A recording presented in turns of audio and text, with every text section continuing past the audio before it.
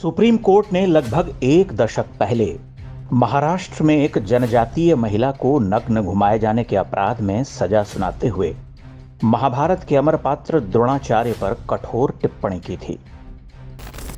हैरत की बात यह कि जिन आरोपितों ने अपराध किया था उन्हें केवल 1 बरस की सजा सुनाई गई, लेकिन हिंदू जीवन दृष्टि और महाभारत की कथा पर नकारात्मक टिप्पणी अवश्य की गई। उस जीवन दृष्टि को ही कटघरे में खड़ा कर दिया गया। न्यायालय ने अपनी टिप्पणी में कहा था कि भारत के आदिवासियों के साथ किया गया अन्याय हमारे देश के इतिहास का एक शर्मनाक अध्याय है। आरोपितों ने गुरु द्रोणाचार्य की तरह ही भील महिला का अनादर किया था।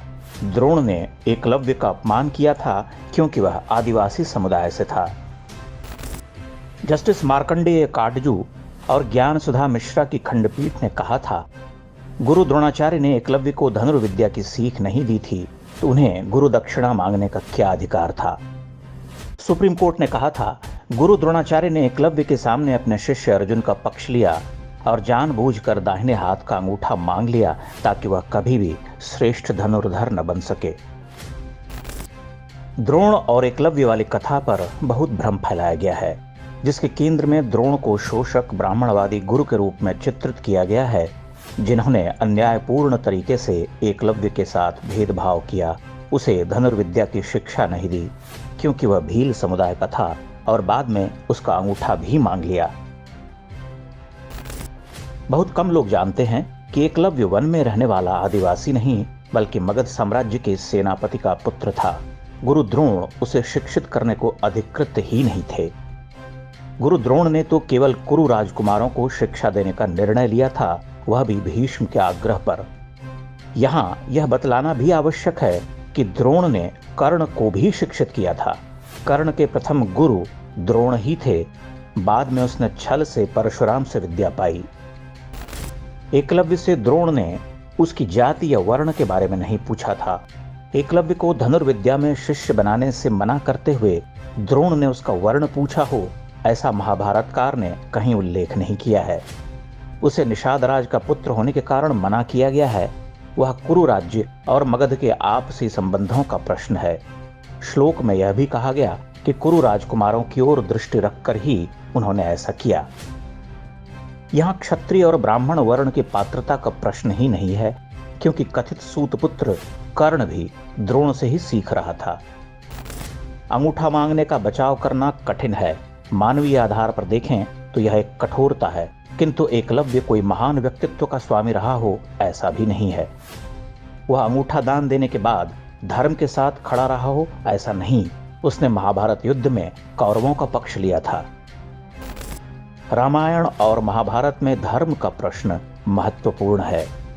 धर्म की स्थापना के लिए वाली को भी मरना पड़ता है और एकलव्य कर्ण भीष्म द्रोण को भी।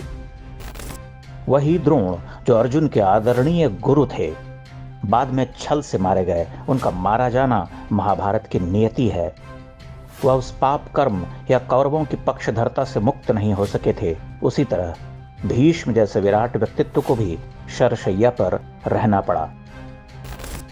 एकलव्य की धनुर्विद्या में एक महत्वपूर्ण बात यह भी है कि जब द्रोण ने उसे शिष्य बनाया ही नहीं तो उसने द्रोण को गुरु मानकर भला क्यों सीखा। द्रोण ने एकलव्य में एक धृष्टता बोध को अनुभव किया, इसीलिए उसका अंगूठा मांगा। महाभारत का केंद्रीय चरित्र अर्जुन है। वह धर्म ध्वजा को धारण करता है। अपनी विनम्रता, वीरता, करुणा और तपश्चर्या से वह सबका प्रिय है। इसीलिए बार बार कृष्ण अर्जुन का नाम लेते हैं, धर्मात्मा युधिष्ठिर का नहीं। महाभारत का नायक भी अर्जुन ही है। कृष्ण जानते थे कि किसे नायकत्व प्रदान करना है। एकलव्य का अपना कारुणिक स्थान है, किंतु वह धर्म के साथ नहीं है। एकलव्य महाभारत का नायक नहीं। उसके चरित्र को मनुवादी कोण से दीनहीन बनाने का प्रयास व्यर्थ है। वह दीनहीन नहीं था। एक समर्थ सेनापति का पुत्र था जिसने महाभारत में कौरवों का पक्ष लिया था।